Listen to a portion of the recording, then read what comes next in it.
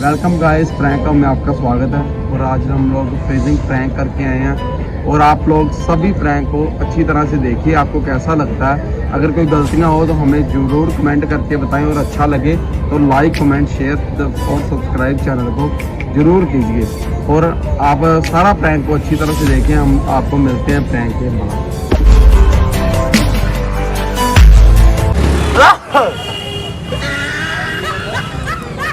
चाय की हाथ में मार रहे हो की हो गया? जट खराब है। मेरी भी आएगी।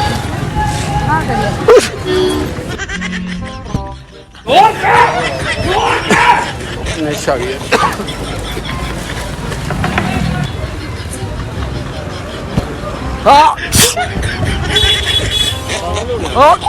ओ भाई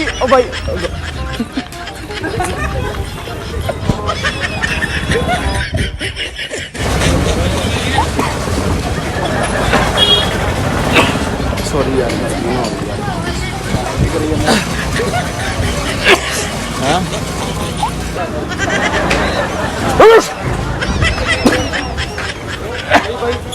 तेन पता नहीं करोना चलन दिया तो यार भाई अंदर कराइए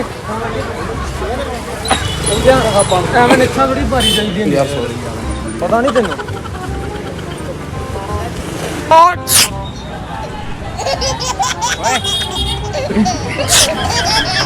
हाँ जी भाई जुकाम लगा है यार रात तो मेरे पूछना है।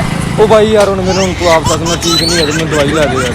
तो ठीक नहीं, ठीक ले आ और रात की दवाई नहीं ली यार, मैं ठीक नहीं। ओ भाई गल तो सुन जा, क्या है? दवाई ला दे। अपने पूछा कर, ठीक है ना। ओहो भाई दवाई ला दे यार। बदतमीज करेगा ऊपर से। ओ भाई गल तो सुन जा, ओ गल सुन जा। इधर आ वीडियो छोड़ दे। इधर आ वीडियो बनती यार। ओ जा भरावा।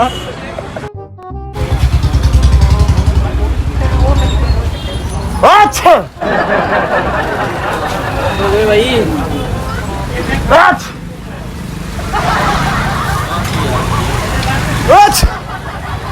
ओ यार जुकाम लगा है रात का।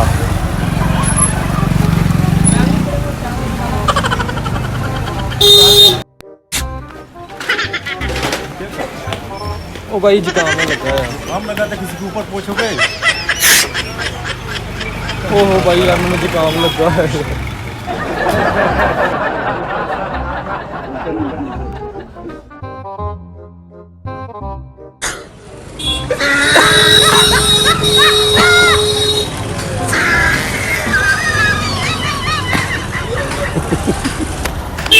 हाँ जी गाइस, कैसा लगा आपको प्रैंक? आई होप आपको अच्छा लगा होगा प्रैंक। और ऐसी और मज़ेदार वीडियो देखने के लिए प्रैंक को कर ले सब्सक्राइब। ऐसी अच्छी वीडियो देखने के लिए शेयर कीजिए अपनी फैमिली तक और व्हाट्सएप वगैरह सभी में। ओके गाइस, अगली वीडियो में मिलेंगे।